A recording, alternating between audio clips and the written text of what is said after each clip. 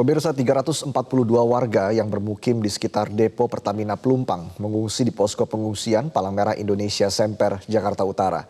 Kita bergabung dengan Arneta Butar-Butar dari lokasi pengungsian. Arneta, selamat pagi. Dari situasi yang Anda lihat saat ini di sana, apakah kebutuhan ratusan pengungsi sudah terpenuhi?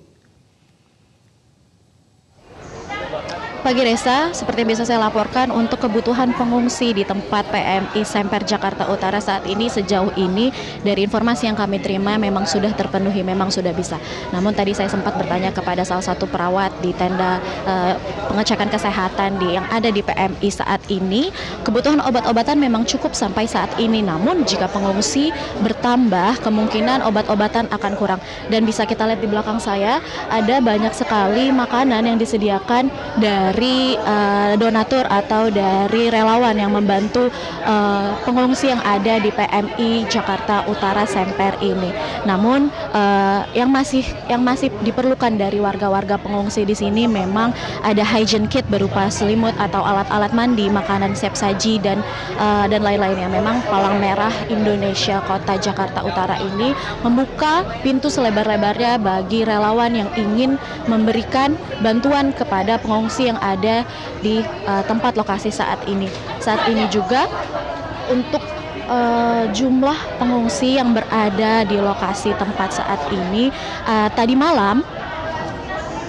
Tadi malam ada sekitar 100 kepala keluarga dengan total 373 jiwa. Namun saat ini sudah mulai berkurang lantaran sebagian besar dari pengungsi kembali ke rumahnya di TKP di dekat depo Pelumpang yang terbakar di Pertamina untuk mengecek apakah ada barang-barang yang bisa diselamatkan atau sekedar harta benda yang masih bisa diselamatkan untuk dipakai dalam menyambungkan kehidupan mereka. Di sini juga ada 3 tenda utama yang dibangun oleh PMI Jakarta Pusat yakni tenda yang ada di sini di sebelah saya dan juga salah satunya ada di sebelah sini juga di sebelah kiri saya berkapasitas sekitar 50 orang. Seperti bisa Anda saksikan di layar Reza dan pemirsa, saat ini memang sisa sedikit saja pengungsi yang masih bernaung di tenda pengungsian ini dikarenakan tadi yang sudah saya jelaskan mereka sebagian dari warga kembali ke rumahnya untuk mengecek apakah jika ada barang-barang yang bisa diselamatkan.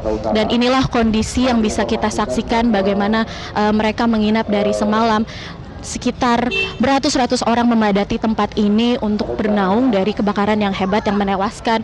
Dari sekedar informasi juga Reza, dari data yang kami peroleh dari Palang Merah Indonesia, korban bertambah yang tadinya 13 orang sekarang menjadi 15 orang, 2 orang dewasa dan 2 anak-anak, 13 orang dewasa. Saya juga tadi sempat bertanya kepada salah satu pengungsi mengenai bagaimana kronologis terjadinya kebakaran, dan di sini Anda bisa saksikan juga masih ada anak-anak dan orang dewasa. Saya sudah bersama dengan Ibu Linda, salah satu warga di RW 9 RT 12. Ibu Linda, selamat pagi Ibu. Ibu bisa dijelaskan bagaimana kronologi kebakaran yang tadi malam melanda tempat tinggal Ibu?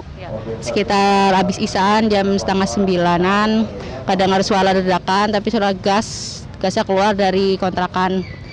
Saat itu kita panik kan, akhirnya melarikan diri sekuat-kuatnya dan harta benda apapun nggak dibawa, KTP, dompet, uang pun nggak dibawa semua. Berarti yang Ibu bawa ke pengungsian ini hanya badan, Anak sama suami sama keluarga, alhamdulillah kumpul semua. untuk kerugian sendiri Ibu yang Ibu alami saat kebakaran Ibu bisa Ibu perkirakan ada berapa Ibu kalau kami boleh tahu? Ya mungkin kira-kira nggak tahu sih 3 juta apa berapa, soalnya di celengan juga ada 2 celengan bocah kan nggak keselamatin sama barang-barang yang lain gitu, mainan anak-anak semuanya. Ibu sudah berapa lama di tempat tinggal Ibu tinggal? Sekitar 3 tahun, 4 tahun. Orang tua masih sekitar 30 tahun udah di situ orang tua. Tadi saya sempat dapat informasi kalau sebagian warga pengungsi kembali ke rumah. Apakah keluarga Ibu ada yang kembali ke rumah untuk menyelamatkan barang-barang atau? Udah nggak bisa lagi, soalnya udah hancur lebur, udah jadi udah nggak bisa diselamatkan lagi. Nggak tahu sekarang mau ngungsi kemana lagi. Ibu, dari semalam Ibu tinggal di sini, kira-kira apa kebutuhan yang masih kurang yang bisa Ibu sampaikan? Ya kayak baju anak, kayak baju aku sendiri juga semua, baju ibu, baju semuanya, sama peralatan mandi, sama pampers gitu ya sih, sama peralatan obat-obatan anak juga, kayak obat amuk kayu putih, minyak kayu putih, bedak gitu buat anak. Ibu harapannya sendiri nantinya setelah suasana sudah mulai reda, api sudah dipadamkan, dari pemerintah sendiri untuk keluarga ibu sendiri bagaimana? Ya semoga pemerintah bisa bantu kami yang sedang kesusahan, semoga bisa diganti rugi material kami semuanya, dan semoga dari kejadian ini bisa lebih baik lagi gitu. Sebagai informasi juga Ibu, tadi saya dapat informasi kalau biaya rumah sakit dari korban kebakaran ini akan ditanggung oleh pemerintah, dan juga tadi juga ada 3 tuntutan yang diajukan oleh warga RW 9, yakni penggantian tempat tinggal, penggantian korban meninggal, dan juga untuk biaya renovasi rumah. Terima kasih Ibu.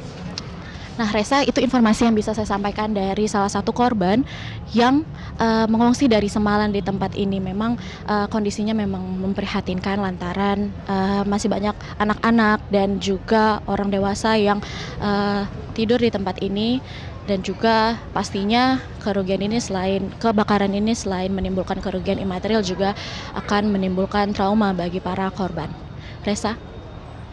Baik, terima kasih atas laporan Anda, Arneta Butar-Butar, langsung dari lokasi pengungsian Semper, Jakarta Utara.